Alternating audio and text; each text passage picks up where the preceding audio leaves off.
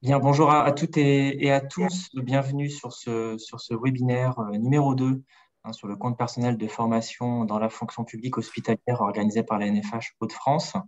Ce webinaire numéro 2 aura pour sujet le déploiement du CPF dans les établissements et notamment les modalités de déploiement et de financement. Et donc, je laisse la parole à Madame Richer pour l'introduction de ce webinaire numéro 2. Alors, bonjour à toutes et à tous. Alors, j'ai un petit problème pour activer la caméra. J'y arrive pas, mais c'est pas très grave. Bienvenue. Bonjour à toutes et à tous. Vous êtes 80 inscrits sur ce second webinaire. Pour le moment, je vois que vous êtes 38 participants. Donc, je pense qu'on va peut-être avoir un petit temps pour laisser arriver l'ensemble des personnes qui se sont inscrites sur ce webinaire. Comme l'a dit Vincent Cibois, ce second webinaire est dédié au déploiement du CPF dans l'établissement et aux modalités de financement du CPF. On a évoqué sur le premier webinaire l'alimentation et la mobilisation, la portabilité des droits des agents. Sur ce webinaire-là, donc on poursuit votre accompagnement sur le CPF et sur la mise en place de la politique CPF dans votre établissement.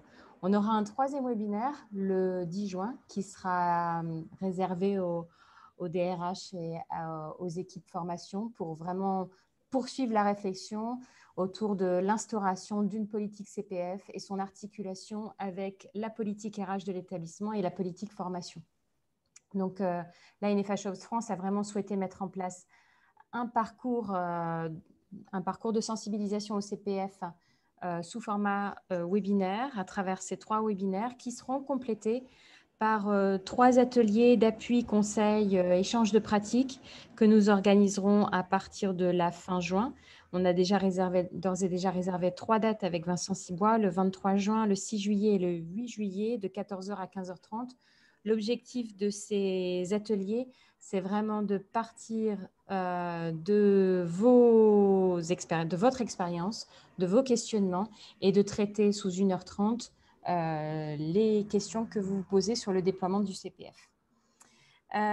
Au niveau du temps d'échange, donc on a prévu une intervention de Vincent Cibois et ensuite un temps d'échange en fin de webinaire. Donc, vous pouvez poser vos questions à travers le chat. Nous, avec Nathalie, on s'organisera pour les recenser et pour les poser en fin d'intervention à Vincent Cibois. Voilà, j'espère que cette offre de webinaire répondra pleinement à vos attentes et je redonne la parole à Vincent Cibois. Merci. Donc, bienvenue à nouveau à vous. Je vais juste faire une petite manipulation. Je vais en profiter donc pour me présenter, Nathalie Delgrange, déléguée régionale, de concert avec Nathalie Richer pour l'organisation de ce cycle sur le CPF. Et je voulais m'assurer si l'établissement de Cateau est bien arrivé sur le webinaire.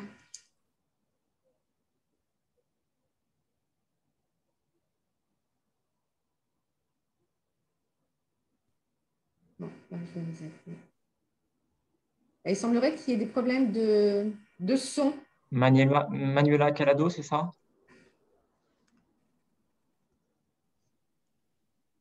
Manuela Calado, Madame Delgrange? Non, c'est la NFH, Manuela. Manuela, c'est la NFH. un membre de l'équipe.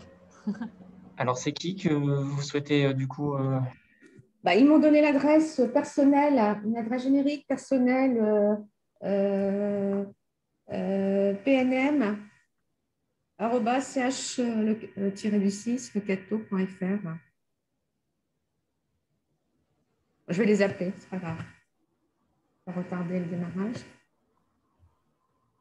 Ok.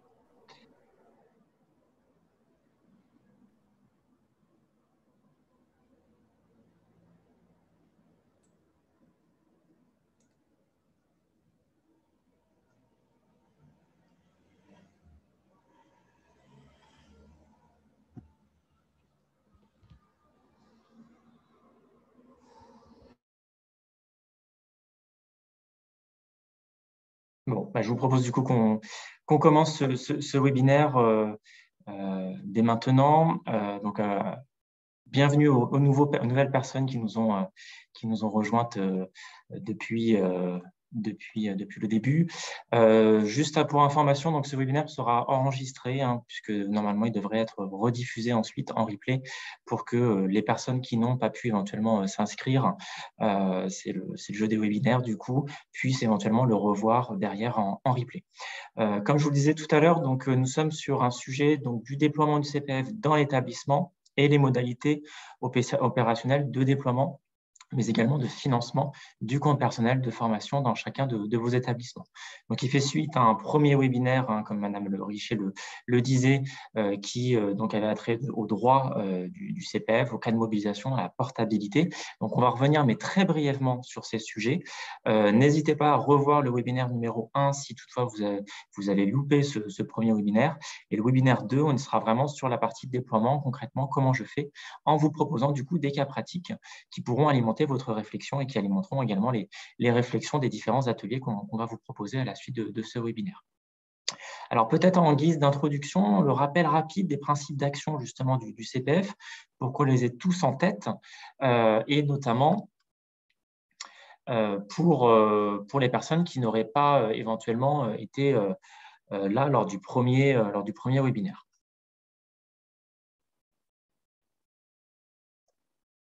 Donc, ce premier webinaire, on avait vu du coup les principes d'action. Je vous propose qu'on les revoie à nouveau. Donc, au niveau des principes d'action, on a quelques principes d'action qui vont être structurants pour le compte personnel de formation dans la fonction publique hospitalière. Vous le savez, donc le CPF est venu remplacer donc, le droit individuel à la formation, puisque le droit individuel à la formation s'est éteint au 31 décembre 2016. On était sur des droits qui étaient capitalisés donc, en heures, gérés par chacun d'entre vous, chacun des employeurs publics devait gérer les droits individuels de formation de chacun des agents présents dans les établissements. Avec le compte personnel de formation, on est donc également sur un compteur de droit à la formation en heures qui est donc possible et effectif depuis le 1er janvier 2017. Donc, c'est encore un dispositif que l'on peut caractériser comme jeune dans son déploiement. Par contre, la nouveauté, c'est qu'il est alimenté automatiquement par la Caisse des dépôts et consignations, ce qu'on appellera la CDC à la suite de ce webinaire. Et là, pour le coup, vous, en tant qu'établissement public, vous n'avez plus rien à faire puisque c'est la Caisse des dépôts qui va alimenter directement les compteurs en fonction du coup des activités et du travail qu'aura fait du coup les agents dans chacun de vos établissements, voire éventuellement au-delà des établissements, s'ils ont éventuellement une polyactivité. Et s'ils sont en plus libéral, indépendants ou qui donnent éventuellement des cours dans des universités ou en IFSI, etc., ils vont pouvoir aussi accumuler des droits au CPF éventuellement par leurs autres activités.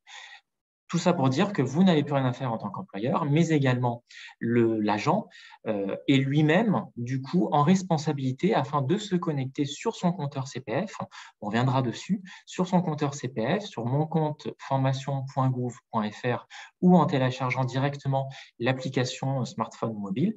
Et c'est à lui d'aller consulter son solde de droit CPF directement en ligne et éventuellement de voir s'il y a des erreurs, pourquoi pas, d'alimentation. Et donc, c'est à lui de voir combien d'heures il a sur son CPF, combien de droits il a acquis par son activité professionnelle, et ensuite de les mobiliser en fonction de son projet d'évolution professionnelle. Donc, au niveau du CPF dans le secteur public, il faut retenir donc plusieurs principes d'action. Le premier, c'est la portabilité. Alors là, c'est un principe d'action qui est commun pour l'ensemble des actifs de France, puisque l'ensemble des actifs de France disposent d'un compte personnel de formation à sa disposition. Et donc, comme chaque actif de France, en fonction de son travail, de son employeur, peut avoir des secteurs différents, un secteur privé, secteur public, mais également indépendant, agent des chambres consulaires, particuliers, salariés du particulier employeur, etc. Donc, on a un certain nombre de statuts, de formes d'emploi différents. Peu importe qui on est, on va acquérir des droits à la formation sur CPF. Et c'est le corollaire, la portabilité, c'est bien le corollaire en fait, de l'universalité. Le CPF concerne tout actif. Et pour qu'il puisse concerner tout actif et pour qu'il puisse être mobilisé à tout moment de sa carrière, quand on le souhaite, quand on a un projet d'évolution professionnelle, quand on a un besoin de formation, eh bien, il est bien portable.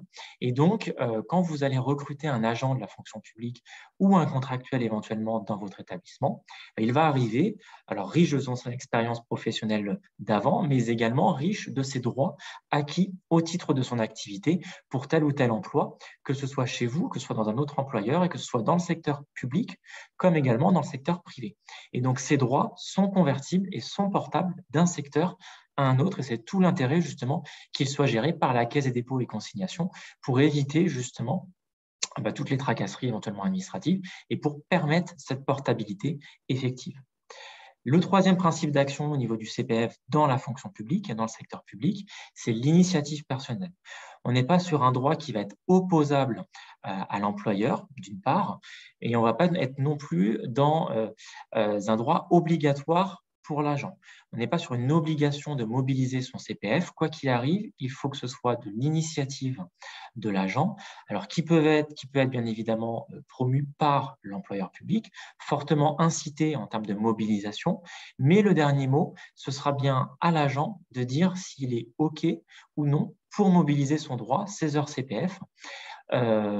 Et donc, ça devra venir de lui, ou en tout cas recueillir son consentement à l'utilisation de ces droits CPF. Attention, on est bien sur un droit d'initiative personnelle, c'est sa propriété, et donc potentiellement, ça peut être source de contentieux demain si on ne recueille pas l'accord de mobilisation de l'agent pour mobiliser les droits CPF.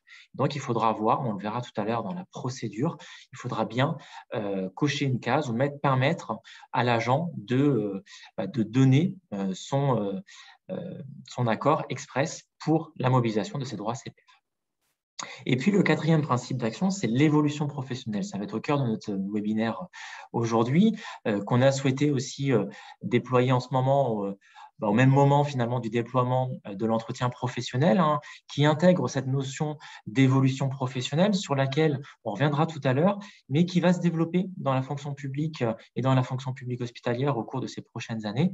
Et dans le cadre du CPF, le CPF dans la fonction publique, quoi qu'il arrive, il faudra bien le rattacher à un projet d'évolution professionnelle. On ne sera pas sur une action de formation de type adaptation au poste ou de type développement des compétences. Il faudra obligatoirement se dire, très bien, c'est une action de formation, il y a un besoin de formation par l'agent, mais concrètement, à quoi va servir ce besoin de formation ou ce souhait de formation? Il faudra le rattacher à cette notion de projet d'évolution professionnelle.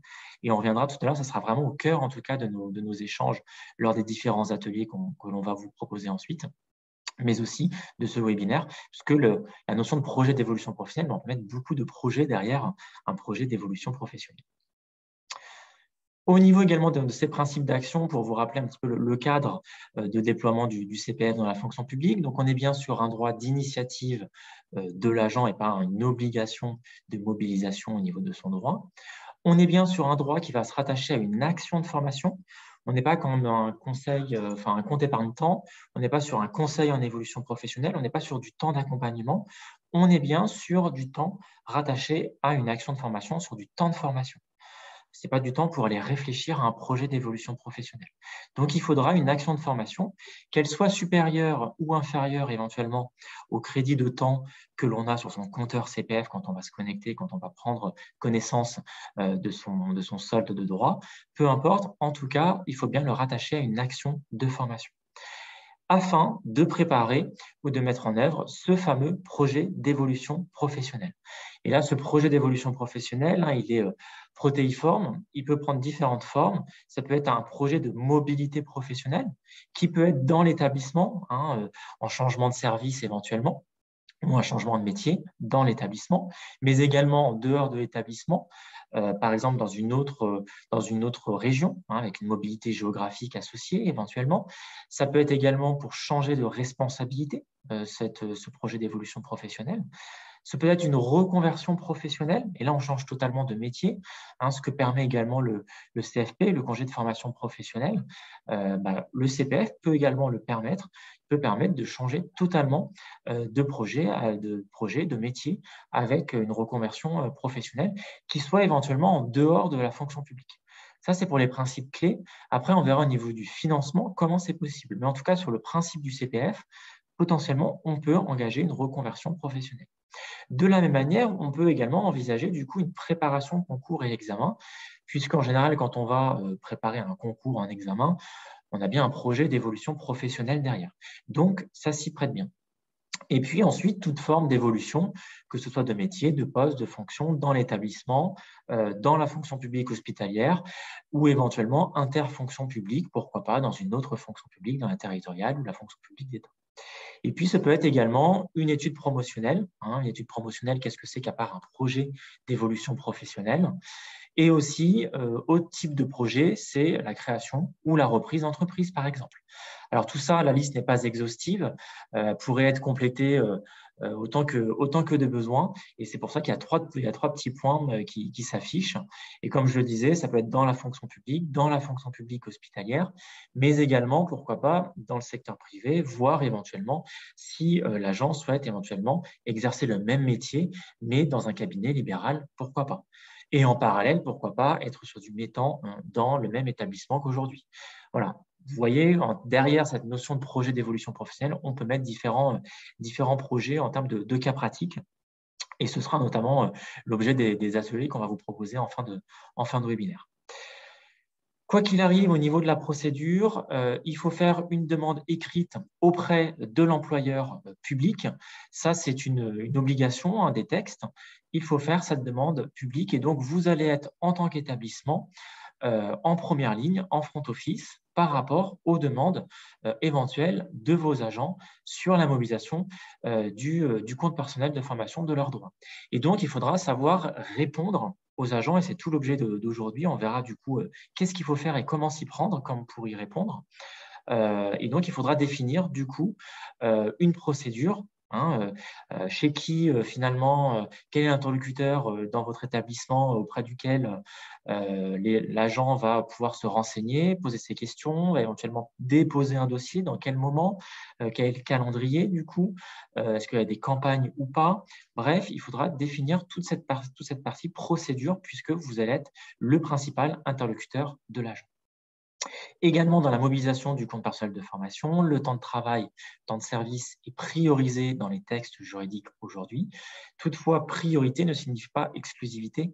On y reviendra également tout à l'heure, puisqu'on est bien sur un compte personnel de formation, le CPF. Et donc, du coup, comme c'est à son initiative pour réaliser son projet d'évolution professionnelle, potentiellement, charge à l'agent de se donner tous les moyens pour réaliser son projet d'évolution professionnelle et suivre son action de formation. Et donc, on va pouvoir aller financer des formations éventuellement sur du hors temps de travail, du hors temps de service. Et vous, une fois que vous avez la demande en tant qu'établissement, vous avez 2 mois pour apporter une réponse, et une réponse qui va être motivée, bien évidemment. Alors après, vous pouvez vous prononcer sur le calendrier, sur le financement, sur la nature, sur le fait que ce ne soit pas en accord avec un projet d'évolution professionnelle. Vous pouvez avoir un certain nombre de refus. Là, ils ne sont pas limitatifs pour le coup. Mais quoi qu'il arrive, il faut bien du coup motiver du coup votre refus et apporter votre refus si vous souhaitez refuser. Puisque tout silence, certes, vos refus, mais du coup un refus non motivé puisqu'il sera silencieux. Et donc, du coup, potentiellement attaquable. Donc, on vous conseille vraiment d'apporter, du coup, dans ce délai imparti de 2 mois, dans ce délai légal de 2 mois, d'apporter une réponse, qu'elle soit positive ou négative pour l'agent. À noter, vous pouvez refuser tout type de formation. La seule possibilité pour laquelle vous ne pouvez pas refuser, mais reporter éventuellement la demande de l'agent, c'est lorsque l'agent a comme projet un projet qui vise en fait l'acquisition du socle de connaissances et de compétences, donc qui, autrement dit, est validé par le certificat CLEA ou compétences clés de la NFH. C'est la seule possibilité où vous pouvez en fait reporter. Vous ne pouvez pas refuser pour ce type de projet d'évolution professionnelle. Vous ne pouvez que reporter. Et pour tous les autres projets, vous pouvez à la fois reporter, mais aussi refuser. Et donc, puisque vous allez être au centre, il va falloir que vous puissiez communiquer auprès de vos agents, à la fois sur la procédure dédiée au compte personnel de formation, les interlocuteurs, quel dossier, quelle pièce joindre à son dossier, quel est le format demandé, est-ce qu'il faut 1, 2, 3 devis, est-ce qu'il nous faut les programmes, est-ce qu'il nous faut les objectifs, est-ce qu'il nous faut éventuellement une lettre de motivation qui expliciterait en fait la nature du projet d'évolution professionnelle de tel ou tel agent, donc quelle est la procédure finalement, dans quel calendrier, et puis la politique en face. Concrètement, qu'est-ce que l'établissement va souhaiter cofinancer ou financer au niveau des droits CPF de l'agent. Puisqu'on le verra, l'établissement est également financeur du compte personnel de formation des droits acquis par l'agent. Des droits acquis potentiellement, puisqu'ils sont portables, comme on le disait, qui ont éventuellement été acquis chez un autre employeur avant de venir chez vous. Comme je le disais tout à l'heure, vous allez recruter des agents qui vont avoir déjà des droits acquis par leurs activités précédentes. Et donc, il va falloir organiser tout ça, à la fois la procédure, mais aussi la politique et donc la communication qui va avec. Avec également le conseil en évolution professionnelle qui généralise, qui est en parallèle, puisque le conseil en évolution professionnelle, c'est un accompagnement à l'initiative de l'agent pour réfléchir justement à son projet d'évolution professionnelle, mais également du coup pour accompagner l'agent, puisqu'on a un CEP qui est formé pour accompagner l'agent au choix de la bonne formation, de la bonne solution formation derrière et au meilleur dispositif. Et donc, le CEP a toute cette place, du coup, dans la mise en place du CPF, puisqu'on va bien être sur la réflexion du projet. Est-ce que le projet est bien pour l'agent? Est-ce que le projet est assez mature ou pas? Est-ce que l'agent, finalement, se projette dans son idée, dans son projet d'évolution professionnelle? Est-ce qu'il a pris en compte toutes les composantes de ce projet d'évolution professionnelle? Ça peut être éventuellement une évolution de la rémunération, ça peut être des horaires en décalé par rapport à aujourd'hui, ça peut être du coup une organisation sociale, familiale, personnelle qui va du coup être impacté. Et c'est tout ça finalement que le conseiller en évolution professionnelle va permettre du coup auprès de l'agent. Et puis le conseiller en évolution professionnelle, ce peut être aussi un référent qui va aider l'agent, qui va avoir des difficultés à se connecter à son compte personnel de formation, puisqu'aujourd'hui tout passe par l'informatique. Ne serait-ce que pour connaître ses droits à la formation, il faut activer son compte personnel de formation et aller se connecter. Potentiellement, le conseiller en évolution professionnelle qui peut être au sein de la NFH, mais également au sein de votre établissement ou dans un établissement voisin ou à l'échelle d'un GHT avec éventuellement une ressource mutualisée, pourquoi pas. Ce conseil en évolution professionnelle qui est vraiment personnel, confidentiel et gratuit va permettre du coup d'accompagner l'agent et à la réflexion de son projet, mais aussi aux formalités et donc potentiellement à l'activation et à la consultation de son compte personnel de formation. Et vous voyez qu'à travers finalement les enjeux et les thématiques qui se dessinent autour, le compte personnel de formation doit s'inscrire du coup dans une politique RH, puisqu'on parle de projet d'évolution professionnelle. Ce n'est pas simplement un dispositif financier supplémentaire, ce n'est pas simplement un droit supplémentaire, c'est bien du coup un dispositif à articuler avec votre politique RH, éventuellement votre politique GPMC si vous l'avez déjà mis en place ou si vous êtes en cours de mise en place, toute votre gestion prévisionnelle des métiers et des compétences, il faudrait potentiellement avoir cette GPMC et mettre au regard les aspirations de vos agents dans le cadre de leur souhait d'évolution professionnelle, d'autant plus que cette notion se déploie avec la mise en place de l'entretien professionnel. Également, autre élément à prendre en compte, c'est le projet stratégique, le projet de soins, le projet de service, éventuellement de l'établissement, voire même à l'échelle du GHT. Quelles sont finalement la cartographie des compétences à aujourd'hui, mais aussi à demain?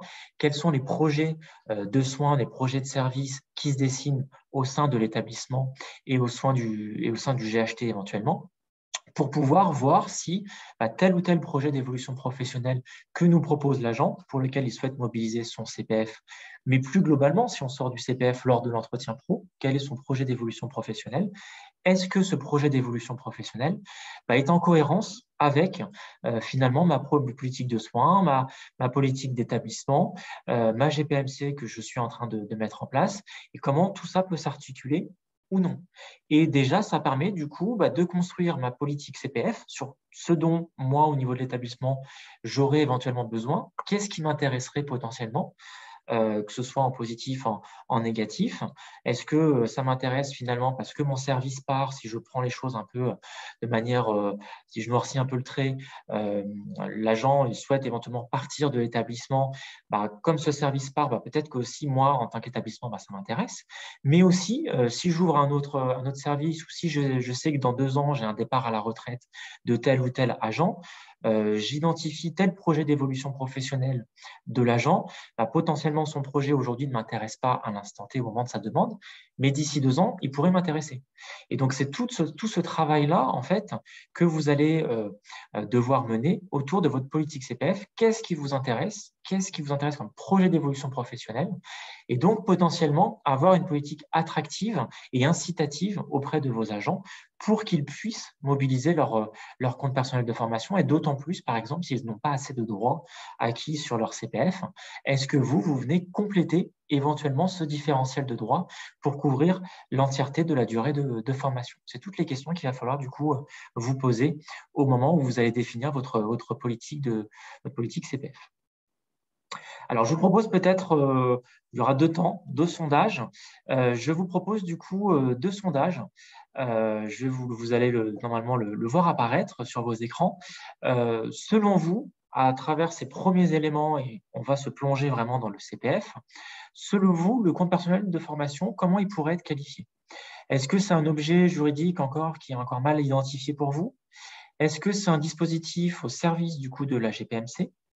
Est-ce que, selon vous, c'est une obligation supplémentaire, un dispositif financier de plus, une opportunité de dialogue social, un outil d'optimisation du plan de formation, puisqu'on a potentiellement des mécanismes financiers derrière, un financement additionnel ou un outil de management? Je vous laisse quelques instants pour y répondre, quelques secondes.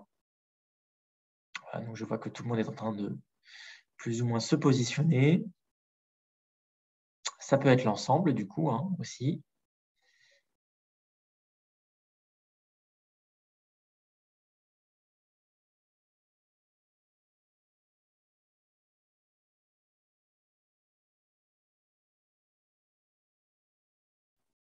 J'en profite, n'hésitez pas à poser vos questions sur l'espace de discussion.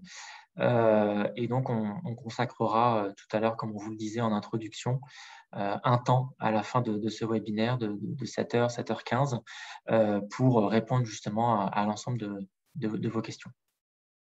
Voilà, donc je vois qu'il y a 80% de répondants. Je vous propose du coup de mettre fin à ce sondage. On atteint 83%. Allez, je mets fin au sondage et du coup, je vous publie tout de suite les résultats. Donc, pour la plupart d'entre vous, en tout cas à 59%, on est sur un dispositif au service de la GPMC, effectivement. On est bien sur un outil du coup RH et aussi du coup une partie financière qui se dégage derrière, puisque 43%, 39% et 29%, vous parlez effectivement d'optimisation ou d'opportunités, en tout cas financières. Voilà, j'arrête le partage et je vous propose qu'on revienne du coup sur notre déroulé au niveau du webinaire et qu'on attaque directement du coup sa politique de mise en œuvre, à la fois politique CPF, procédure CPF et communication autour du CPF. Et finalement, qu'est-ce qu'il faut mettre en place pour rendre ce droit effectif?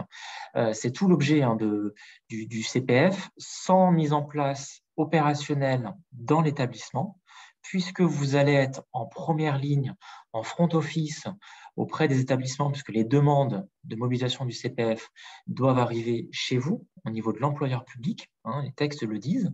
Et donc, sans politique, sans procédure, le droit, en fait, ne sera pas actif. Et donc, vous ne pouvez pas déployer le compte personnel de formation et les agents ne peuvent pas mobiliser leur compte personnel de formation. Alors, sans en faire une usine à gaz et sans en faire une procédure qui soit très compliquée, l'idée étant de réfléchir à l'échelle de l'établissement, éventuellement du GHT, pourquoi pas, comment du coup insérer dans ce qui existe aujourd'hui, dans les pratiques, les process et les politiques qui existent aujourd'hui, comment le CPF peut s'insérer dedans. C'est tout l'idée, hein, c'est de déployer un dispositif qui est encore jeune, donc on peut aussi se laisser le temps aussi d'expérimenter et le temps aussi de le prendre en main. Mais sans ça, du coup, le dispositif n'est pas effectif, puisque du coup, l'agent ne peut pas mobiliser ses droits, puisque tout se passe chez vous et ça ne se passe pas sur le site Internet ou l'application. Ça, c'est uniquement les salariés qui passent directement par la voie dématérialisée. Vous, c'est vraiment vous, au niveau de la fonction publique hospitalière, c'est vous en tant qu'employeur public, l'interlocuteur du coup des agents. Donc, premier élément que je vous propose, c'est de voir la politique CPF. Alors, la politique CPF, ce n'est pas une politique qui va se rajouter aux autres politiques qui existent. C'est un élément finalement de votre politique formation. Ça peut être un paragraphe, ça peut être un peu plus qu'un paragraphe, des modalités de financement derrière, etc. Mais en tout cas, c'est un élément qui est inséré dans le cadre de votre politique de formation, puisque le CPF, on le verra au niveau financier dans un troisième temps, le CPF peut être également financé sur le plan de formation. Donc, du coup, c'est bien un élément de votre politique de formation. Et la politique CPF, ce que nous dit la réglementation, donc je le disais tout à l'heure, hein, c'est à l'initiative de l'agent pour une action de formation. Et les textes nous disent également qu'il y a 4 priorités de mobilisation. Les 4 priorités sont 1, la prévention d'une situation d'inaptitude. Donc, on est bien sur l'amont de l'inaptitude et prévenir la situation d'inaptitude en se disant l'agent exerce tel ou tel métier, il sent qu'il risque de tomber en inaptitude, on va être sur une prévention, on va être sur une amont, et donc le projet d'évolution professionnelle peut potentiellement permettre à l'agent de sortir de ce métier, de sortir de cette fonction de l'établissement dans lequel éventuellement il risque d'être inapte dans quelques semaines ou quelques mois s'il continue comme ça. Et donc, c'est vraiment en amont de la situation d'inaptitude, avec des mécanismes d'abondement. On l'avait vu lors du webinaire numéro 1, on pourra éventuellement y revenir lors des questions-réponses si vous avez des questions là-dessus. Un abondement en plus qui se rajoute, un abondement de 100 heures en plus qui se rajoute au droit de l'agent et qui est automatique, qui permet justement d'augmenter le différentiel de droit et potentiellement les droits acquis au titre du CPF. La deuxième priorité, c'est les formations pour acquérir le socle de connaissances et de compétences. Donc, le certificat CLEA ou compétences clés dont on parlait tout à l'heure, c'est savoir écrire, savoir lire, compter, c'est savoir apprendre à apprendre. Dedans, on a également l'informatique. Donc, vous avez un certain nombre de compétences et de connaissances dedans, rattachées au milieu professionnel. Et donc, ça, c'est une priorité de mobilisation du CPF. La troisième possibilité, c'est pour valider, par exemple, des acquis de l'expérience via notamment une VAE. Par exemple, si l'agent est en process de VAE, si finalement, dans le cadre de l'écriture de son dossier, de son accompagnement, on détecte peut-être potentiellement qu'il lui manque un module de formation, un bloc de compétences qu'il n'aurait pas validé pour valider l'entièreté de son diplôme ou de son titre qui passe en VAE, et bien potentiellement, on peut mobiliser son CPF en complément du coup d'un congé VAE éventuellement que l'on aurait mobilisé par ailleurs. Et puis, la quatrième priorité, on en parlait tout à l'heure lors de la liste des exemples, par exemple, de projets d'évolution professionnelle, c'est notamment la préparation concours et examen qui correspond bien à un projet d'évolution professionnelle lorsqu'on en prépare. Et donc, il va falloir, au moment de la rédaction de votre politique CPF, qui, encore une fois, est intégrée à votre politique de formation, il va falloir définir ce que c'est pour vous, dans l'établissement, cette notion de projet d'évolution professionnelle. Qu'est-ce qui s'y rattache derrière? Et derrière ça, une fois qu'on pourra du coup donner à l'agent la définition d'un projet d'évolution professionnelle dans l'établissement, vous allez pouvoir potentiellement émettre des priorités par rapport à vous, établissement. Quels sont les projets d'évolution professionnelle des agents qui vous intéresseraient? Et là, on arrive bien sur une notion d'articulation avec votre plan de formation, votre projet stratégique, votre GPMC, votre politique RH et de formation, éventuellement à l'échelle du GHT, mais aussi à l'échelle de l'établissement. Et donc, on est bien sur un intérêt partagé à utiliser le CPF, puisqu'on a le projet d'évolution professionnelle de l'agent à son initiative qui souhaite mobiliser son CPF, mais on a également, du coup, vous, vos souhaits, vos priorités, et vous pouvez définir des priorités de mobilisation du CPF, avec en face éventuellement une politique de priorisation par public. par exemple les agents de catégorie C, par typologie d'action de formation ou par finalité de formation, si vous voulez financer telle ou telle formation, parce qu'en face, vous savez que ce sont des métiers qui sont difficiles à recruter ou à fidéliser. Et donc, du coup, potentiellement, ça peut être un outil d'attractivité dans votre politique RH. Vous pouvez définir, du coup, des priorités de mobilisation du CPF pour lesquelles vous allez financer, du coup, les droits acquis au titre du CPF, voire éventuellement compléter les droits acquis. Si, par exemple, la personne souhaite faire, je prends un exemple, un DU de 400 heures, l'agent n'a que 150 heures sur son CPF, potentiellement, le delta des 250 heures, comment l'agent va les financer? Est-ce que c'est de sa poche ou est-ce que vous, dans le cadre de votre politique CPF, dans les moyens associés que vous allez définir en face en termes de financement, vous allez dire pour tel DU, parce que je sais que moi, en tant qu'établissement, j'ai un intérêt finalement dans ce type de projet d'évolution professionnelle, dans ce type de formation, je vais financer les 250 heures qui vont manquer. Et donc, ça renforce du coup l'attractivité pour vous au niveau de l'établissement en disant à l'agent, vous n'aviez droit qu'à 150 heures parce que vous n'aviez que 150 heures, ce qui est déjà le plafond du CPF, mais vous n'aviez que 150 heures acquises sur votre CPF. Donc, vous n'aviez que droit potentiellement qu'à 150 heures. Moi, parce que votre projet m'intéresse, parce que je souhaite qu'on continue à travailler ensemble, parce que j'ai tel ou tel projet pour vous à l'avenir, etc., je complète du coup les 250 heures manquantes et ce qui ne vous coûte rien, vous en tant qu'agent. On va arriver sur ce type de politique RH et ce type de co-construction des projets d'évolution professionnelle. C'est tout l'intérêt du CPF, c'est de montrer justement, vous, votre niveau d'investissement financier et de transformer des formations potentiellement qui sont aujourd'hui des fois machinalement, automatiquement acceptées sur le plan de formation, sur par exemple le 2C, sur la ligne développement des compétences, qui n'est ni une formation réglementaire, ni une formation institutionnelle, mais qui est plutôt une formation de développement des compétences. Et c'est de faire entrer finalement le CPF dans votre pratique en outil de valorisation de votre investissement en formation. Même si derrière, au niveau de l'enveloppe, on reste sur une enveloppe à isopérimètre, au même périmètre finalement, avec un même enveloppe financière, parce que c'est votre plan de formation, c'est votre budget plan de formation, mais on va y en dégager une partie pour le plan de formation et ça va permettre de valoriser justement des formations qui sont peut-être potentiellement aujourd'hui automatiquement financées. Et c'est tout l'avantage du CPF dans la fonction publique. C'est vrai que dans la fonction publique, on a des plans de formation avec des pourcentages qui sont conséquents, qui sont importants. Alors, en fonction de comment on voit les choses, ça peut être un plus ou un moins. Mais en tout cas, on a des possibilités de financement des formations et ça permet aussi de valoriser du coup vos investissements en formation.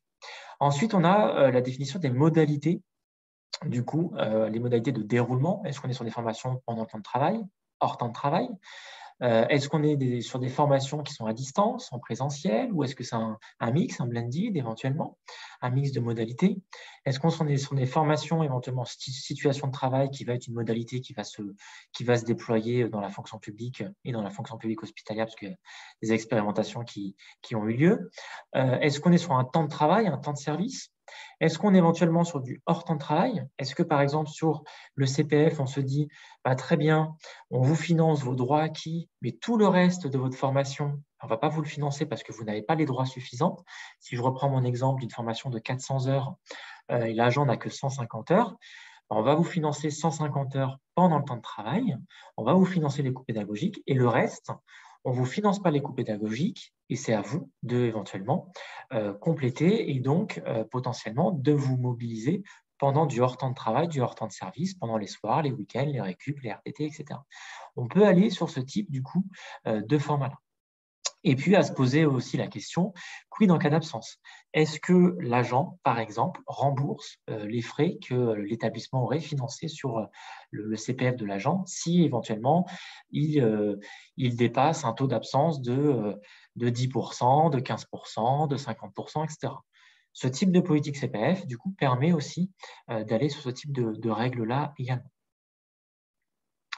Vous avez vraiment la liberté au niveau de l'établissement de définir votre politique CPF intégrée au même titre que votre politique formation. Alors, vous pouvez l'adopter de deux manières, soit avec le dialogue social, soit à la discrétion de l'employeur, et ensuite avec une consultation auprès des partenaires sociaux, auprès des représentants du personnel.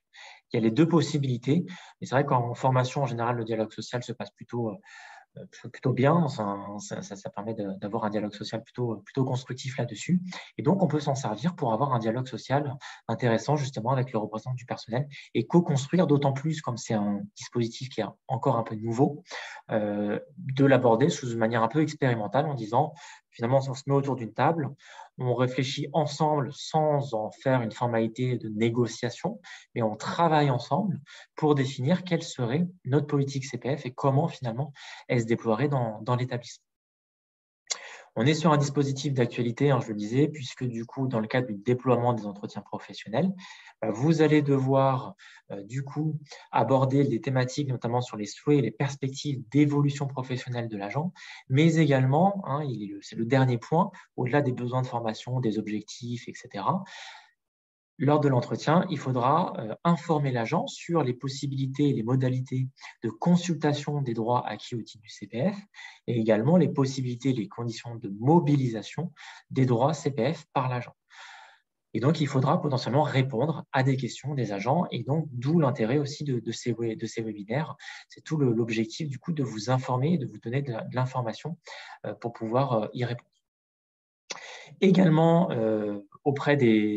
dans le cadre de votre politique CPF et de politique formation plus globalement, vous avez également ce rapport social unique à produire, qui est nouveau puisque c'est un décret de fin d'année dernière, avec un certain nombre d'informations à remplir dedans, dont notamment les dépenses de formation, les types de formations qui ont été mobilisées. Donc, dedans, il y aura également un indicateur CPF à intégrer, au même titre que les autres formations dans le cadre de votre établissement, et d'autant plus, même, je dirais, puisque vous devez faire au niveau de l'établissement un bilan annuel à produire donc chaque année auprès des représentants du personnel. Mais je dirais au même titre que le plan de formation. Donc, c'est au moment où vous faites le bilan annuel, que vous présentez aux représentants du personnel votre bilan annuel du plan de formation, il faudra intégrer également la notion CPF et faire un point sur, par exemple, les types de formations qui ont été mobilisées au titre du CPF, combien de demandes vous avez acceptées, combien de demandes vous avez refusées, quelles sont les actions de formation qui ont été validées, quel type d'agents sont partis en mobilisant leurs droits CPF, etc., etc. Donc, vous devez faire ce bilan annuel qui est souvent oublié parce que méconnu, parce que aussi le CPF est nouveau et donc pas forcément complètement, totalement appliqué dans les établissements, mais aussi parce qu'il y a très peu aussi de demandes des agents, même si on le verra peut-être tout à l'heure dans les questions, mais ça croît, ça augmente véritablement au niveau des questions des agents, d'autant plus qu'on a un CPF dans le privé qui s'est monétisé, qui est en euros maintenant, qui est totalement dématérialisé, avec un autre régime totalement différent et sur lequel il y a une véritable communication du ministère du Travail. Et donc, ça soulève souvent des questions, mais aussi des incompréhensions de la part des agents de la fonction publique qui bénéficient d'un CPF avec un autre régime, comme on le voit aujourd'hui, avec un CPF qui est toujours en heures, qui passe par l'employeur public, qui répond à la politique CPF de l'employeur public, avec des fonds dédiés au CPF, et donc qui est complètement un autre dispositif qui se développe en parallèle. Et donc, ça peut du coup générer des questionnements, et donc d'où l'intérêt aussi de ces webinaires. Deuxième élément, après la politique, c'est la procédure CPF. Là, je vous le disais tout à l'heure, finalement, c'est les canaux. Quelle est la demande écrite de l'agent? Auprès de qui? Auprès de quel interlocuteur? Quelles sont les pièces, le dossier éventuellement à mettre en place? Quelles sont les formalités? Éventuellement, est-ce qu'il faut expliciter le projet d'évolution professionnelle? Est-ce qu'il faut une lettre de motivation, par exemple? Est-ce qu'il faut éventuellement un entretien derrière avec le service RH, le service formation?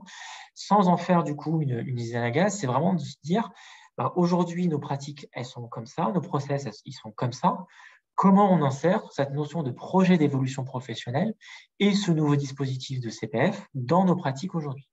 Est-ce qu'on en fait un calendrier dédié avec une campagne dédiée Ou est-ce que finalement on rajoute dans nos entretiens professionnels et dans nos formulaires de demande tels qu'ils sont aujourd'hui une petite case CPF éventuellement pour que l'agent éventuellement fasse état de son projet d'évolution professionnelle et dise OK, je souhaite mobiliser mon CPF pour tel besoin de formation, tel souhait de formation.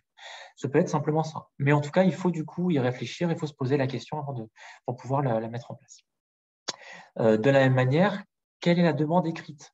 Est-ce qu'il faut une validation et de qui? Au niveau de la validation, est-ce que c'est le N+1, le personnel encadrant? Est-ce que c'est le directeur de service? Est-ce que c'est le service formation? Est-ce que, comme certains autres établissements, ont créé une commission CPF ad hoc parce que c'est un dispositif expérimental et donc pour le lancement, on va faire, comme je disais tout à l'heure, au sein d'une commission paritaire, on va faire une commission dédiée ou une commission qui peut ne pas être paritaire également. Ça peut être une commission avec l'ensemble des représentants des services, des directeurs, etc., sans forcément les représentants du personnel. Ou alors uniquement le service formation qui va définir, du coup, au regard de la politique qui aura été définie, qui part en formation au titre du CPF. Et puis, bien évidemment, une fois qu'on a statué sur la demande, quelle est la formalisation de la réponse, puisque vous avez 2 mois pour statuer et pour répondre à votre agent, que ce soit positivement ou négativement, même si le silence vaut refus, comme on l'a vu tout à l'heure. Et encore une fois, vous avez la liberté du coup d'action là-dessus pour définir votre propre procédure CPF. Et le troisième point, c'est le volet communication. Alors là, ce qu'on vous conseille, c'est de communiquer une fois que votre politique et votre procédure seront déterminées. Sinon, vous allez avoir forcément en boomerang un certain nombre de questions auxquelles vous ne saurez pas forcément répondre. Donc, ce qu'on vous conseille, c'est vraiment de travailler dans un premier temps en chambre, soit au niveau du service RH, service formation, soit à l'échelle du GHT avec les différents services formation éventuellement, soit avec vos partenaires, vos représentants du personnel, éventuellement dans le cadre d'un groupe de travail, sans que ce soit une négo, on n'est pas sur une négociation sociale, ce n'est pas un titre de négociation sociale. Par contre, on peut le travailler de manière collective avec les représentants du personnel de manière un peu informelle. Et donc, travailler dans un premier temps dans ce cadre-là. Et une fois que c'est commencé à être stabilisé, votre procédure, votre politique, avec en face l'enveloppe financière, et ça sera du coup l'objet du troisième point, on le verra sur le volet financier, communiquer auprès de vos agents, puisque du coup, vous aurez matière à répondre éventuellement à leurs questions après. Pour ça, vous avez un certain nombre d'outils qui sont à votre disposition sur le site notamment de l'ANFH, nfh.fr. Vous avez notamment ce petit flyer là que vous avez dans la présentation qui vous sera envoyée, puisque le support vous sera envoyé en fin de webinaire.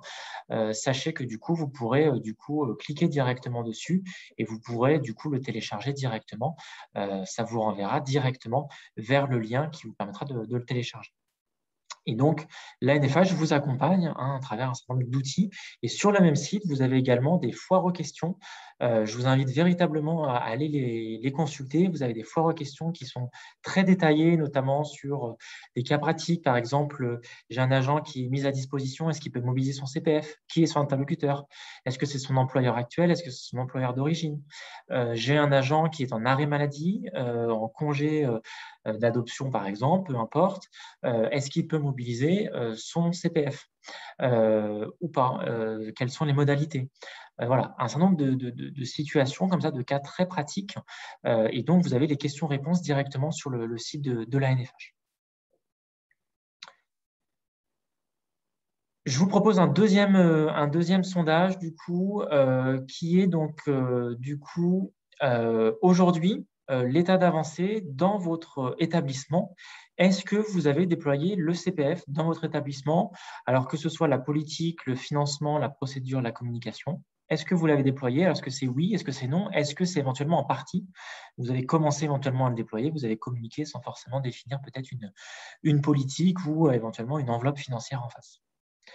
Donc là, quelques secondes. Je vois qu'il y a déjà 60% qui a répondu. Quelques secondes rapidement.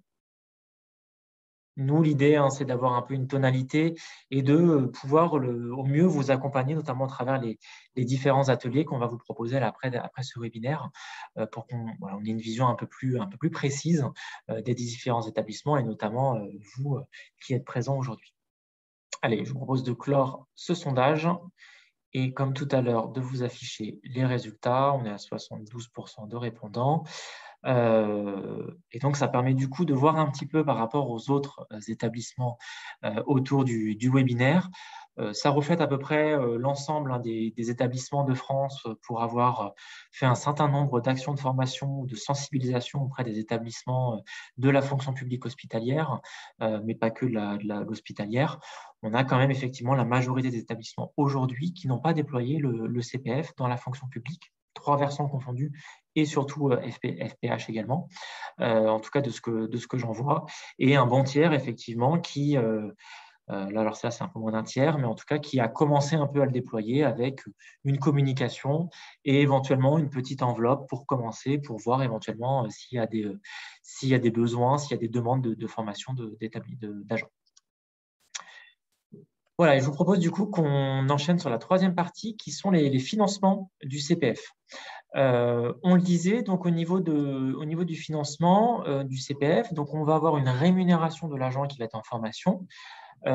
Soit l'agent est pendant le temps de travail, le temps de service, et donc du coup, l'agent va continuer à être rémunéré pendant le temps de formation, puisqu'on est sur du temps de travail, du temps de service.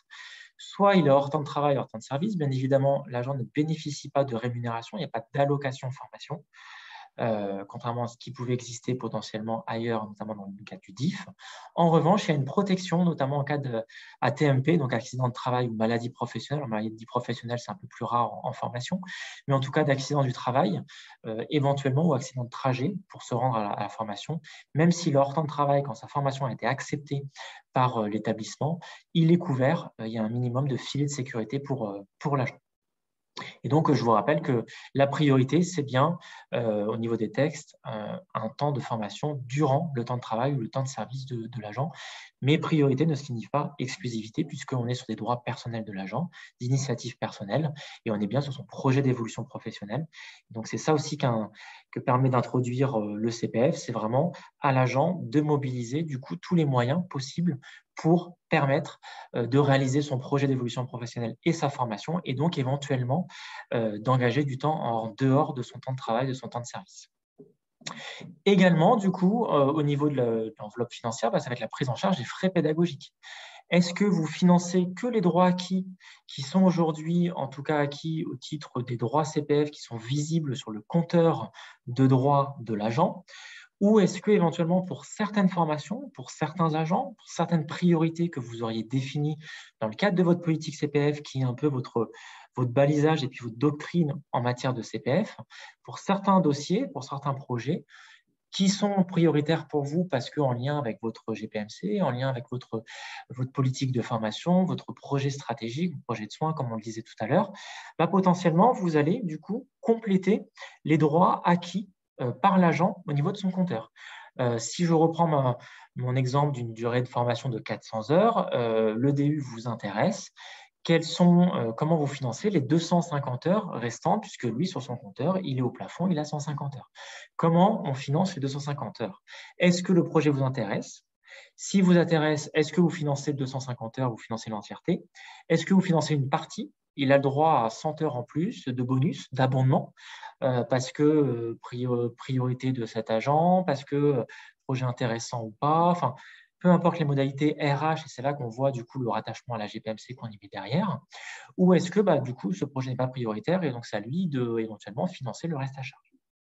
Tout ça, ça relève vraiment de votre politique CPF. Quoi qu'il arrive, vous pouvez également faire appel aux fonds mutualisés de la NFH et c'est tout l'intérêt de la fonction publique hospitalière d'avoir un OPCA qui permet du coup de financer sur des projets de formation, des projets d'évolution professionnelle sur les fonds mutualisés de la NFH.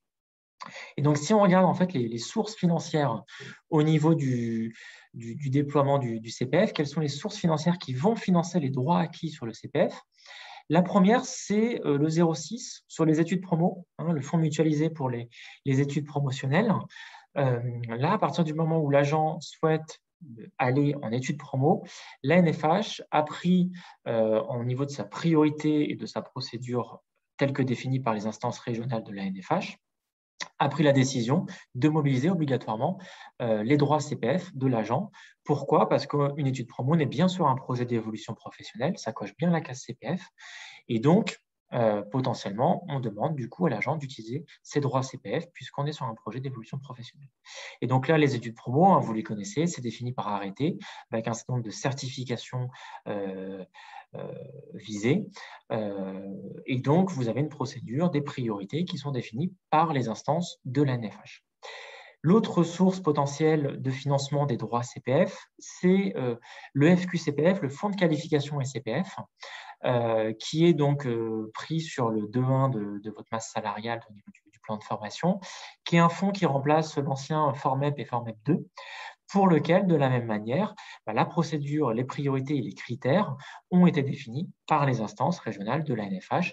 Et là, on ne peut pas financer des formations au-delà du Bac+3, par exemple. Là, ce sont des priorités qui ont été définies par l'ANFH de la même manière que ce seront obligatoirement des formations qui vont se mettre en place dans le cadre d'un projet d'évolution professionnelle dans la fonction publique hospitalière, puisqu'on est sur des fonds mutualisés des employeurs de la fonction publique hospitalière. C'est logique donc que ça serve à la fonction publique hospitalière. Et également, ce sera des formations pendant le temps de travail. On ne va pas financer au niveau de la NFH des formations en dehors du temps de travail. Donc là, pareil, donc la NFH a défini sa procédure et ses priorités, ses critères de prise en charge.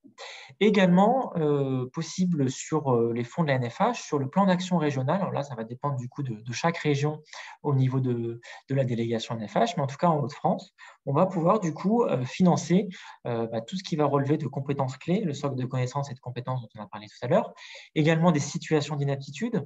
On vous rappelle d'ailleurs à cette occasion qu'il y a eu des webinaires qui ont été mis en place sur ces deux sujets, les premiers et le prochain du coup sur ce dernier sujet sur le 15 juin 2021. Donc n'hésitez pas à vous inscrire en parallèle.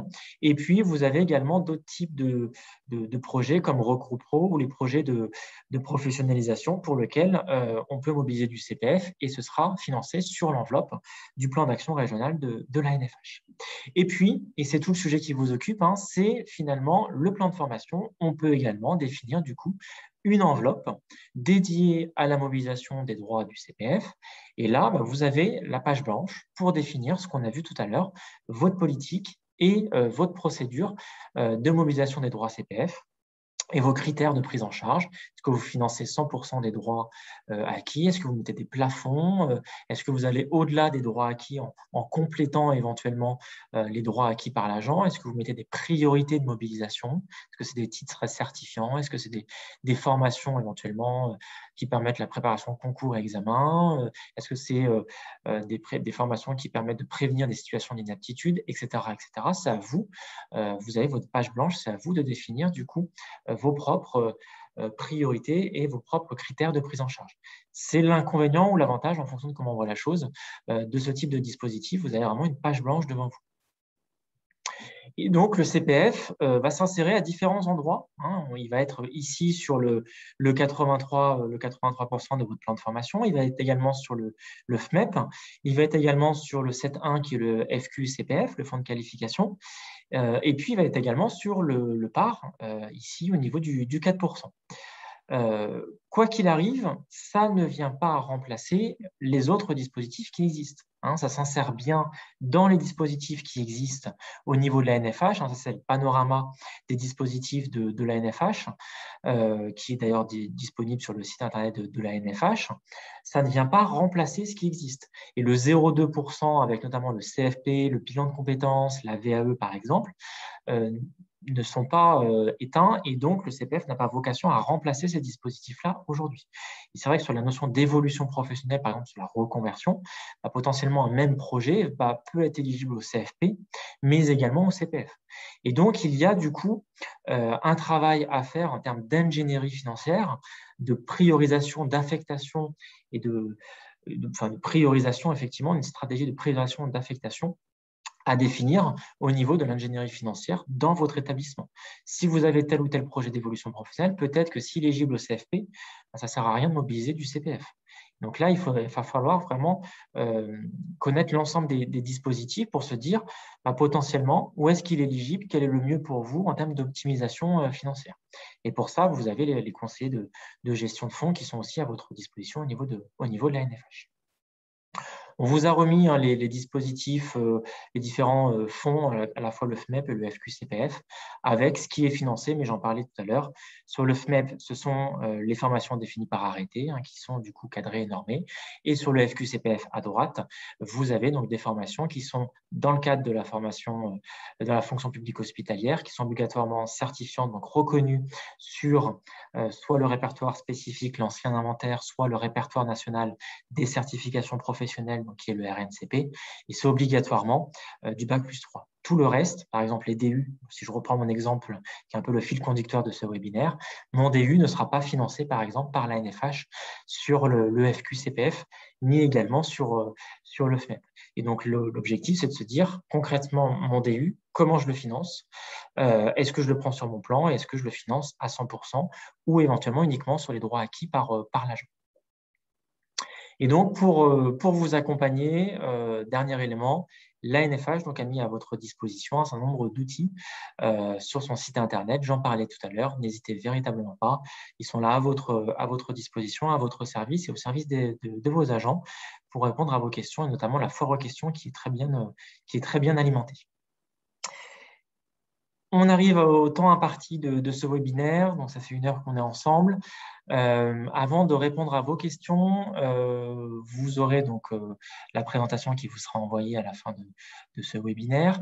Sachez donc qu'on va mettre en place des ateliers thématiques qui sont plutôt des ateliers avec des échanges de pratiques. On n'est pas sur un format descendant, on est plutôt sur un format montant. C'est vous qui allez faire un peu ces ateliers qui vont donc durer 1 heure et demie, qui vont se dérouler donc entre fin juin et début juillet. Donc, vous voyez les 3 thèmes différents. Le déploiement de l'entretien professionnel, comment répondre aux interrogations des agents sur le CPF. Le deuxième thème, c'est le financement du CPF, comment optimiser son plan de formation, notamment avec l'éventail de possibilités financières qu'offre la fonction publique hospitalière. Et puis, le troisième point, c'est concrètement comment on déploie notre politique CPF et comment on la définit du coup en interne. Et donc là, on vous propose 3 dates avec 3 créneaux différents. Ce sera en distanciel, ce sera donc sur Zoom. J'aurai la chance du coup de les animer et aussi de vous voir, puisque là, on ne vous voit pas, on est en webinaire, mais là, ce sera vraiment un format plus ouvert du coup, en échange de pratiques. Donc là, n'hésitez pas surtout à vous inscrire, puisque les places sont limitées, puisque comme on est sur un échange de pratiques, sur un format d'1 heure et demie, on a mis un plafond à 25 participants pour que ce soit le plus efficient possible. Donc, n'hésitez pas à m'envoyer un mail si vous êtes intéressé. Et moi, je vous enverrai du coup en réponse l'invitation avec le lien Zoom qui va bien. Donc, je vous laisse regarder, noter les dates, sachant que vous les aurez également dans la présentation. Et donc, on va du coup vous donner la parole à travers notamment les questions-réponses que vous nous avez adressées. Et je fais une manipulation en attendant que vous puissiez éventuellement noter les différentes dates.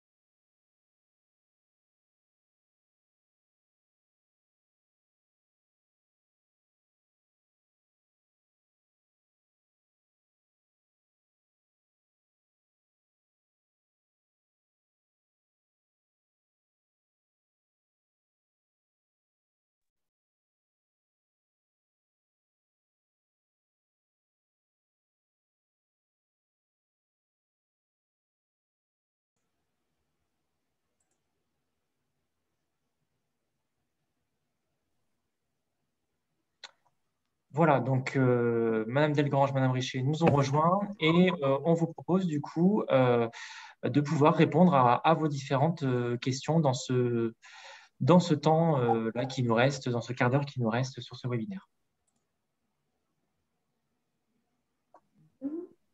Alors, je n'ai pas vu forcément de questions qui avaient été posées dans le chat. Je n'ai pas forcément noté de questions. Vous, de votre côté, au niveau des questions-réponses, est-ce qu'il y en a eu durant le webinaire? Oui, mais là, je les vois plus. Il y a eu des questions Et là, quand je clique sur questions et réponses, elles n'apparaissent plus. Ah, Alors, moi, je les ai, sinon. Ah, là, il y a des questions qui reviennent, mais les précédentes…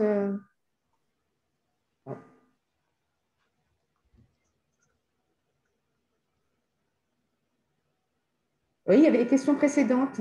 Alors, je vais prendre les questions précédentes, du coup, peut-être. Oui. Les droits DIF n'ont pas été repris par la Caisse des dépôts. Que faire pour le mettre à jour?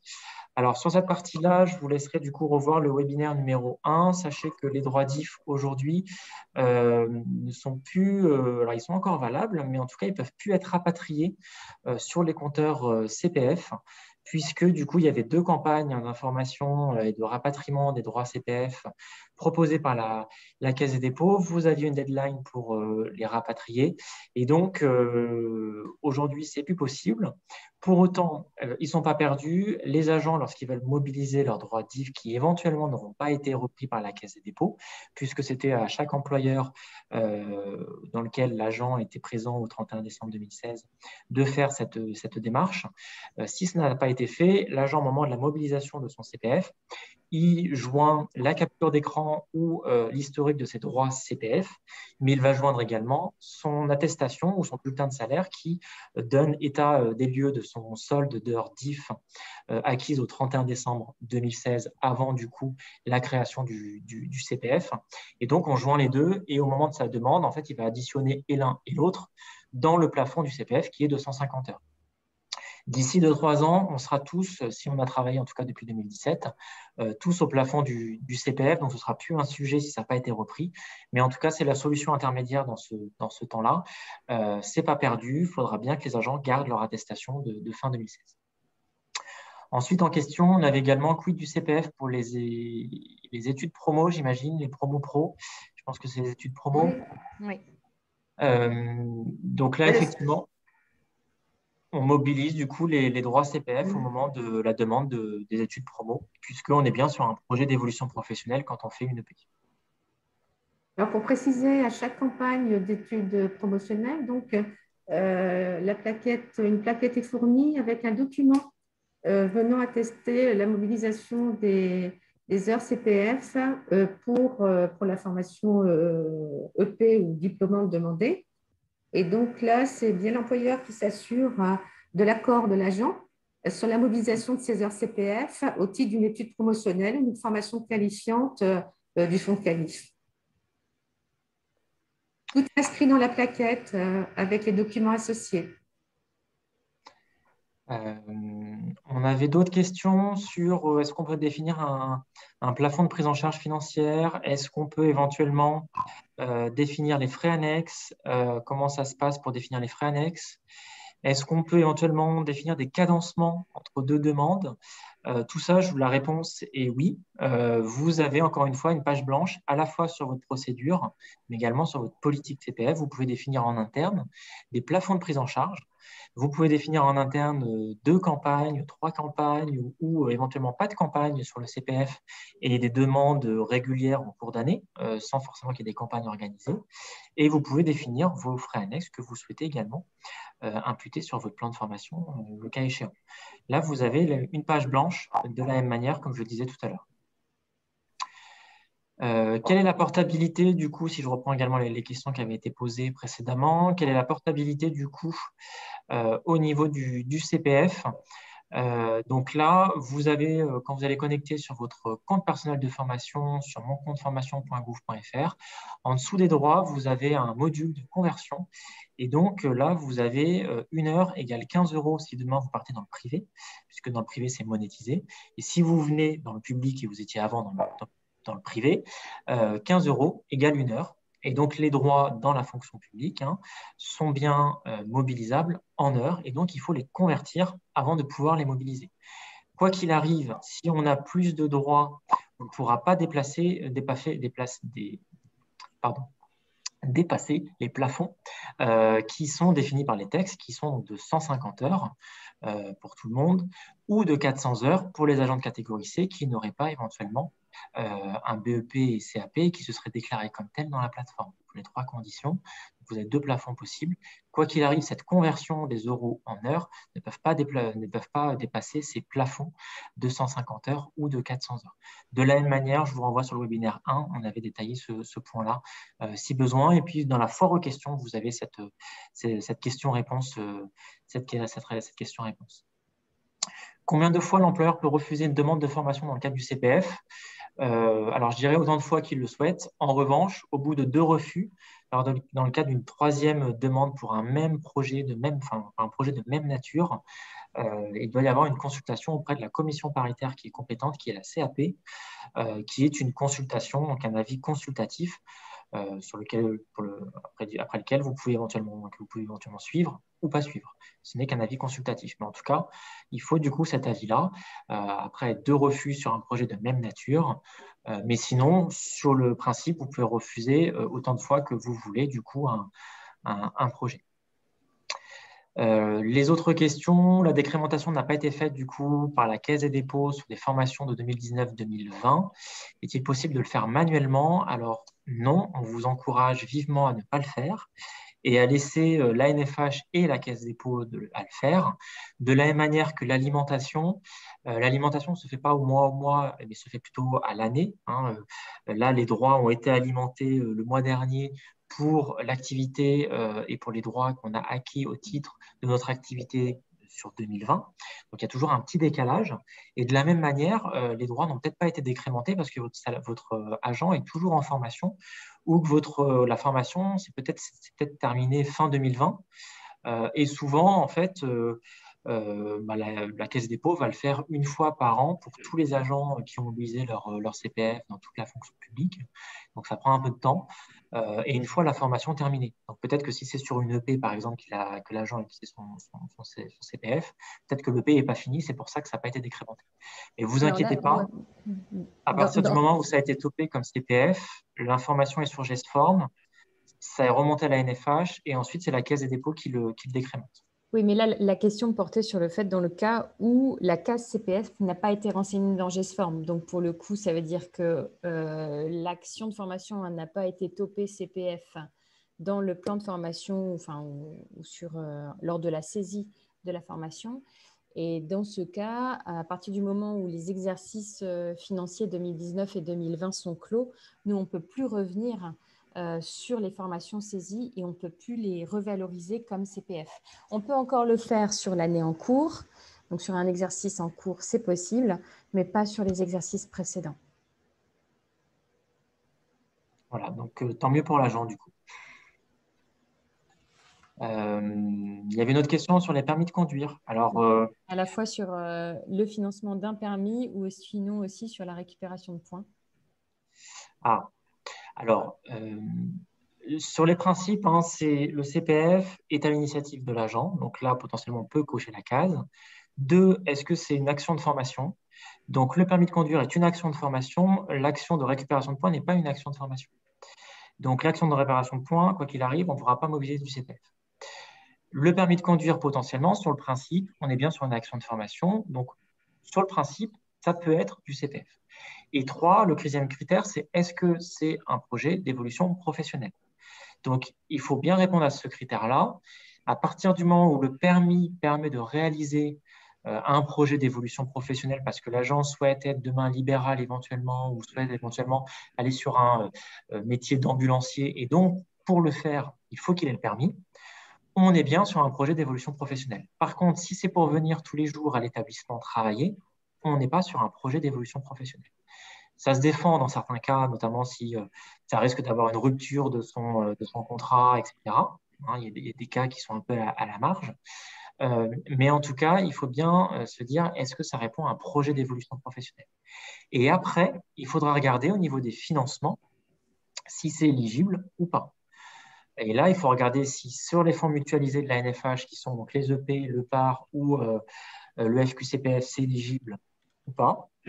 Et si sur le plan de formation, qui est la 4e source potentielle de financement des droits CPF, vous souhaitez-vous le financer sur votre plan de formation? Et c'est là qu'on intervient sur des formations qui peuvent potentiellement, c'est là qu'on va avoir un choix entre les différentes sources financières pour financer les droits acquis au titre du CPF. Donc, sur le principe, oui, si c'est une action de formation, Au niveau du permis de conduire, mais pas pour l'action de récupération des points. Et de la même manière, oui, sur le principe, si ça permet la réalisation d'un projet d'évolution professionnelle. Après, on risque d'être bloqué, puisque par exemple, ce n'est pas finançable sur les EP, c'est clairement pas prioritaire, sur le PAR non plus, je crois, et sur le FQCPF non plus. Donc, la dernière solution, c'est votre plan de formation. Et du coup, est-ce que ça vous intéresse, vous, au niveau de votre plan de formation, de financer ce type d'action de formation? Donc là, je vous renvoie du coup la question. Mais c'est toutes ces questions-là, effectivement, qu'il faut se poser au niveau de la définition de votre politique CPF.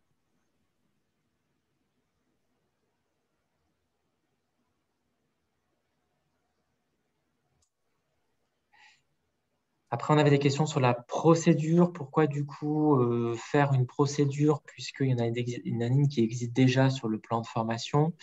Alors, ce n'est pas forcément une nouvelle procédure, c'est juste intégrer le CPF dans votre procédure, finalement. C'est comment j'intègre ce nouveau dispositif. Est-ce qu'on rajoute une case? Est-ce qu'on demande éventuellement à l'agent d'expliciter son projet d'évolution professionnelle pour bien cocher justement le fait que c'est bien un projet d'évolution professionnelle? Donc, comment on intègre ce nouveau dispositif dans vos pratiques et dans vos process existants? S'il s'intègre très bien, du coup, effectivement, il n'y a pas besoin, entre guillemets, du coup, de s'embêter, pour reprendre le terme, avec une nouvelle procédure. Si on voit que ça s'intègre mal parce que on ne demande pas à l'agent la notion de projet d'évolution professionnelle, on souhaite éventuellement faire une demande avec plusieurs devis, etc. On souhaite mettre en place une lettre de motivation pour justement qu'il nous explicite son projet d'évolution professionnelle, etc. Là, potentiellement, ça vaut peut-être le coup de faire une nouvelle procédure. Et puis, ça vaut aussi le coup de faire une procédure pour essayer de prioriser les demandes prises en charge. Si vous avez beaucoup de demandes de mobilisation du CPF sur votre plan de formation, l'objectif aussi de la politique, c'est de pouvoir objectiver la priorisation que vous allez faire dans les demandes de prise en charge. Peut-être préciser aussi sur les fonds mutualisés, donc le FMEP et le fonds de tennis. Donc le FMEP, c'est clair, ce sont des diplômes qui résultent du décret. Sur le fonds de qualif, on est sur des formations qualifiantes diplômantes. Or, un projet d'évolution professionnelle ne fait pas forcément appel à du diplômant en tant que tel. Et dans ce sens, la demande peut être éligible sur le plan de formation en réponse à un projet d'évolution professionnelle qui est apprécié avec l'employeur et qui pourrait rentrer dans l'une des priorités de la politique formation de l'établissement au travers de sa stratégie CPF qu'elle inscrit. Alors justement, sur l'articulation… Complément aussi, peut-être… Vas-y. Pardon. En complément aussi, donc, on a parlé d'une priorité qui est le socle de compétences clés. On a effectivement au niveau de la NFH un financement sur les fonds mutualisés compétences clés et qui sera dans le cadre de la nouvelle offre positionné sur le fonds de qualif. Aujourd'hui, on a parlé du 4%. Dans le cadre de la nouvelle offre, effectivement, donc le financement du seuil de compétences qui est dans l'une des priorités du CPF sera finançable sur le fonds de qualif.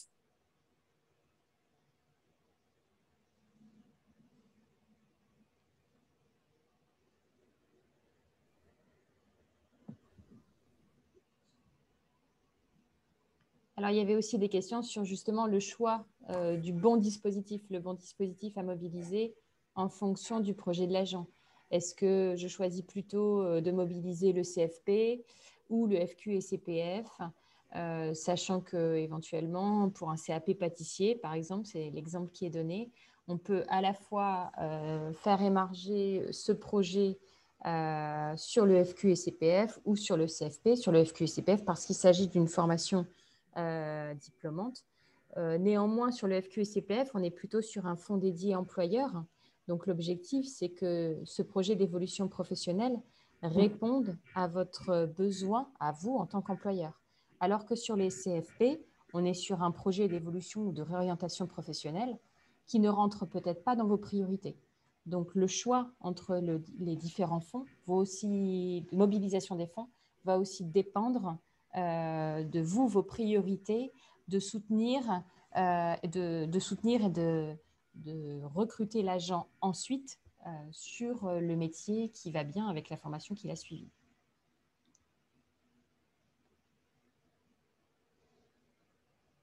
Alors, il y a un débat hein, sur la récupération des points qui permettent effectivement de sécuriser l'employabilité. Oui, c'est vrai. En revanche, ça reste pas une action de formation. Et donc, à ce titre, ce n'est pas éligible au CPF.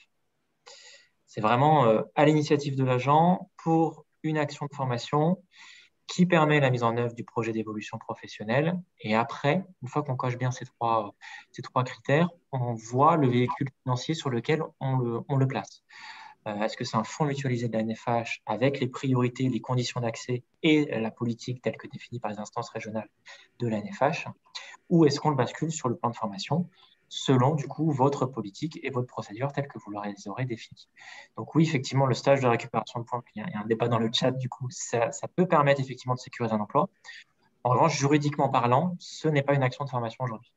Par contre, le permis de conduire, c'est une action de formation. Donc, s'il faut qu'il repasse un permis de conduire parce que son permis aura été annulé ou retiré éventuellement, là, on est bien sur une action de formation. À partir du moment où c'est bien sur un projet d'évolution professionnelle, ça peut être potentiellement du CPF.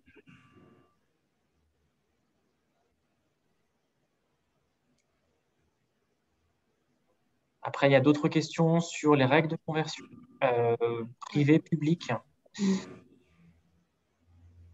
Notamment une question de Stéphanie Gobier qui vous parlez de portabilité entre les secteurs, les agents qui ont des heures CPF, des heures et un budget CPF dans le cadre de leur emploi dans le privé.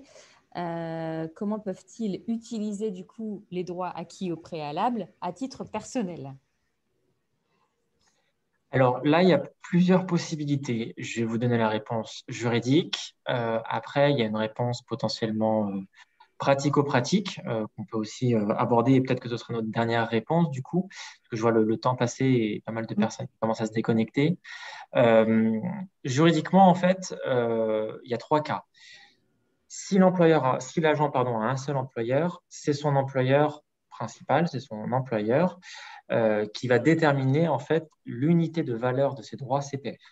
Donc, si l'agent aujourd'hui est dans la fonction publique à 100%, donc son employeur principal, c'est la fonction publique, il doit utiliser son CPF au titre de la fonction publique et donc convertir ses heures, ses euros éventuellement acquis dans le privé en heures à hauteur donc de 15 euros égale une heure. Et donc, il ne pourra pas utiliser, quoi qu'il arrive, 150 heures ou 400 heures si éventuellement il est agent de catégorie C et qui n'a pas bénéficié d'une qualification ou d'un titre au moins supérieur ou égal au CAP et BEP.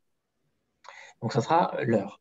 Si, en revanche, il a plusieurs employeurs au moment de la demande, c'est le moment de la demande d'utilisation des droits qui vaut, en fait.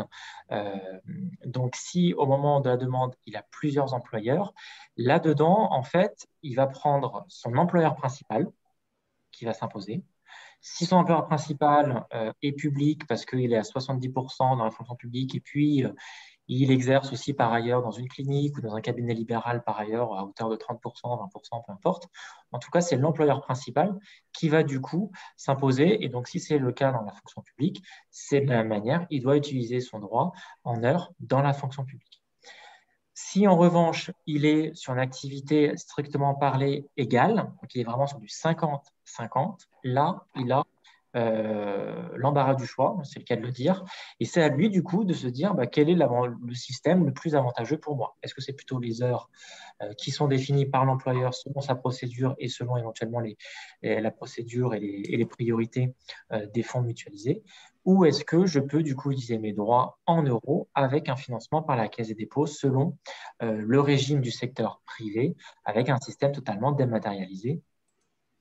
Du coup, on peut acheter directement une formation en ligne sur l'application ou le site internet. Donc là, il a l'embarras du choix.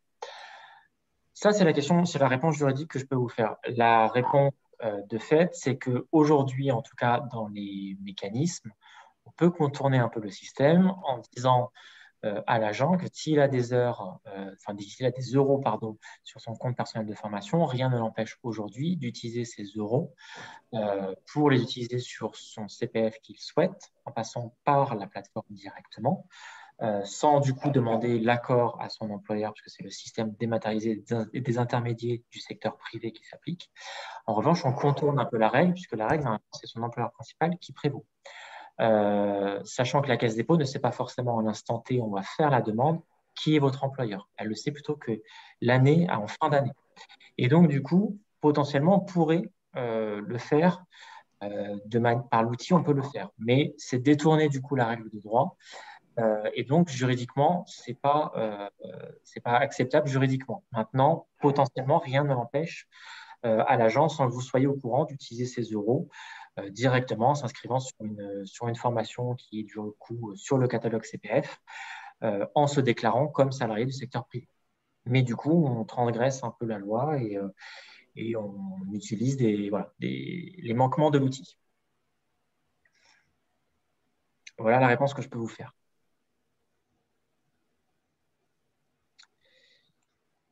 Ok, je pense qu'on a répondu, il me semble, à pas mal de questions posées. Enfin, je me demande, je n'oserais pas dire tout parce que c'est pas toujours facile d'identifier toutes les questions, mais en tout cas, j'ai pas l'impression qu'il manque.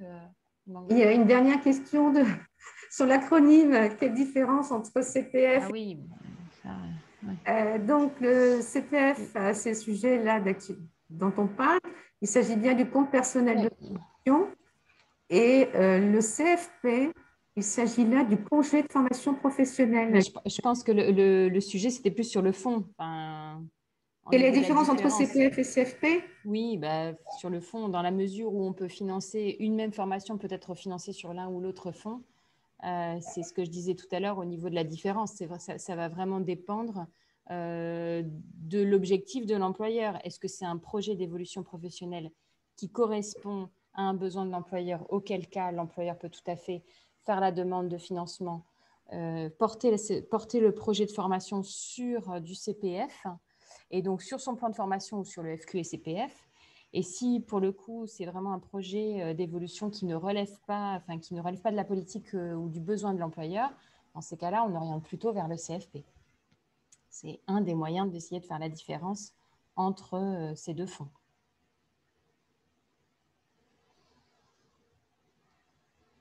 Les euros du privé, par contre, ne sont pas perdus. En fait, elles sont transférées en heures. Il y a toujours cette conversion. Ouais. Tout à fait, même si on n'arrive pas, si on arrive au plafond, si on convertit en heures, on est au plafond à 150 heures, il nous reste toujours des euros potentiellement qu'on pourra éventuellement reconvertir l'année suivante, pourquoi pas pour un autre dossier, ou alors les garder et si on retourne un jour dans le privé, les utiliser du coup dans le privé. Mais effectivement, on ne va pas complètement transférer puisque quoi qu'il arrive, on est bloqué à 150 heures. Donc, ce n'est pas perdu, effectivement. C'est bien portable, mais ce n'est pas perdu. Ok, très bien. Écoutez, rendez-vous dans peu de temps maintenant, puisque le prochain webinaire va se dérouler le 10 juin. Donc, n'hésitez pas, si vous n'êtes pas encore inscrit, à vous y inscrire, sachant que j'ai remis le lien d'inscription dans le chat. Merci beaucoup, Monsieur Cibois, pour votre présentation.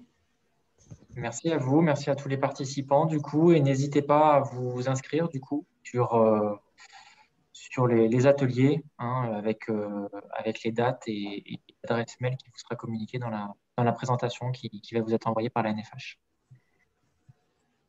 Merci beaucoup. Participation. Au revoir à tous. Au revoir et bel après-midi. Au revoir, à bientôt.